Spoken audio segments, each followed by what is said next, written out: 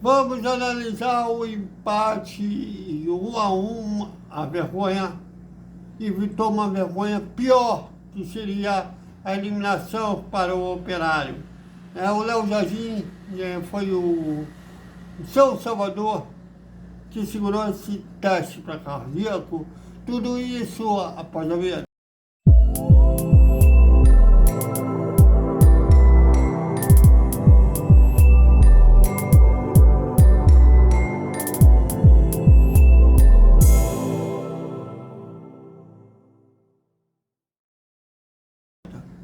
Salve, salve galera do Vascão! Bom dia, né? Já passou de meia-noite. Mais um vídeo pós-jogo para o Vasco Velocidade. E eu tinha nada, peço que vocês curtem, compartilhem, comentem. Eu queria ter enviado vídeos, mais vídeos hoje, só que eu esqueci o meu carregador. Eu tive que, como que eu vou dizer, ser salvo pelo Sérgio Kid do Atenção Vascaínos, que deixou carregando o primeiro tempo inteiro. Até não fotografei o gol do Ryan. Mas bom, um primeiro tempo que foi...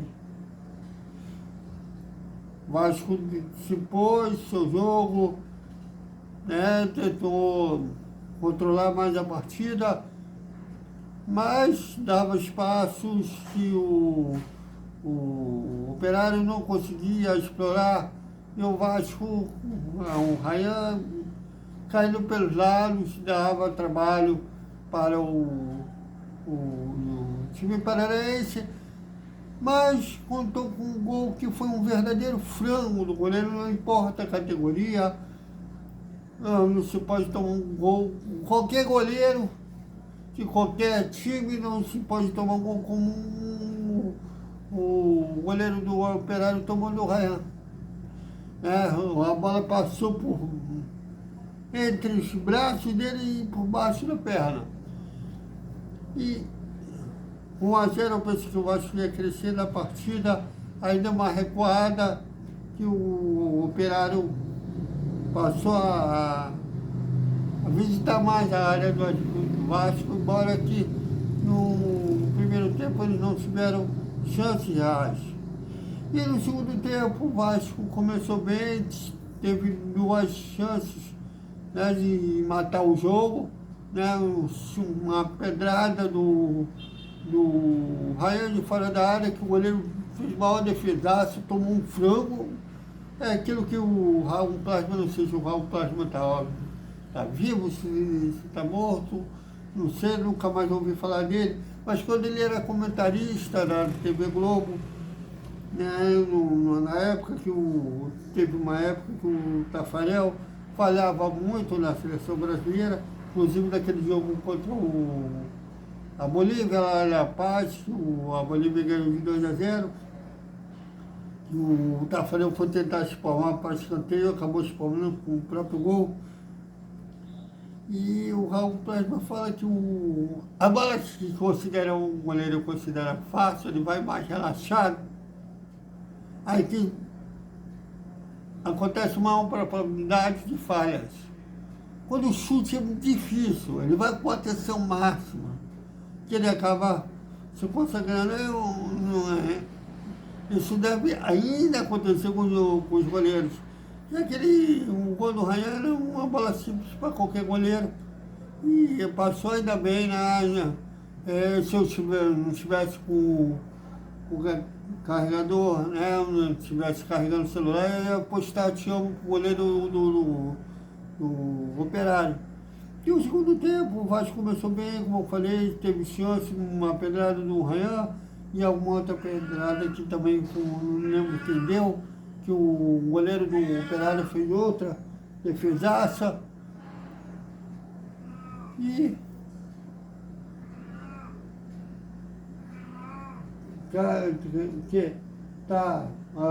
vou dar mais depois. Já minha gata tá pedindo aí mais comida, ela come e pede mais. E depois da metade do primeiro tempo, do segundo tempo, o time decaiu, E não sei se foi um cansaço físico, como era com o Carelli. E aí sim o Operário passou a pressionar, principalmente em bolas cruzadas da área. Teve uma cobrança de escanteio quando o Léo Jardim fez uma defesaça. Eles começaram a configurar mais na área do Vasco. E faltando 2 minutos por fim, 2 minutos por fim, uma bola cruzada na área. E o João Vitor alto pra caramba, o Luiz Gustavo alto pra caramba. E ainda assim, no meio dos dois zagueiros, o Operário dá aquela cabeçada que sai o gol do empate. Faltou atenção, faltou ligar nos mínimos detalhes, ainda mais no finalzinho do jogo. É imperdoável. Vai ter clássico agora pela frente, sábado contra o Fluminense, um erro desse pode ser capital. E decisão por pênalti é competência. Muitos falam que é loteria. Então eu digo que é competência. Você tem que treinar bem os pênaltis, isso, inclusive estudar o seu adversário. O Léo Jardim ele tem essa facilidade de estudar os batedores dos adversários. Foi o herói da classificação contra o Água Santa no ano passado, que foi na Copa do Brasil. Foi também o herói da classificação contra o Fortaleza, que foi na terceira fase, também nos pênaltis. E foi o herói da classificação contra o Atlético Paranaense. O seu filme vai se repetir novamente? Eu não sei. Até espero que sim. Até espero que a sorte seja até maior, que chegue até o final. Mas não dá para contar. Sempre se dá bem com um goleiro pegador de pênalti. É preciso ter atenção nos 90 minutos. Eu falei no pós-jogo contra o Fortaleza que o desafio do Vasco era manter esse padrão de ficar ligado nos 90 minutos, aquela atenção, aquela intensidade que o time teve contra o Fortaleza e hoje não esteve presente no segundo tempo. Eu perguntei ao Fernando Diniz, depois que vocês vão ver amanhã, não sei se vai sair no Esperta, não deve sair no Esperta, mas deve sair durante o dia. Eu perguntei a ele sobre se ele já detectou todos os problemas do Vasco. Ele falou que não, mas está conhecendo o grupo, que aos poucos ele vai diagnosticando qualidades, defeitos e trabalhar nos defeitos e aperfeiçoar essas qualidades do time. Então, espero que a classificação, de uma certa forma, sirva de moral por um instante, antes da parada do Super Mundial da FIFA, que o Vasco terá uma sequência em casa. Tem sábado um clássico contra o Fluminense, um clássico, o Fluminense está um ano de campo, porém aqui no Rio de Janeiro, não vai viajar. Terça-feira tem o jogo contra o Melgar pela Copa Sul-Americana em casa, pega o Bragantino depois em casa. O último jogo antes da parada para a Copa do Mundo de Clubes é contra o São Paulo lá no Morumbi. Então, dessa sequência, é o único jogo fora de casa que, apesar do susto, que eu acho que foi um susto desnecessário,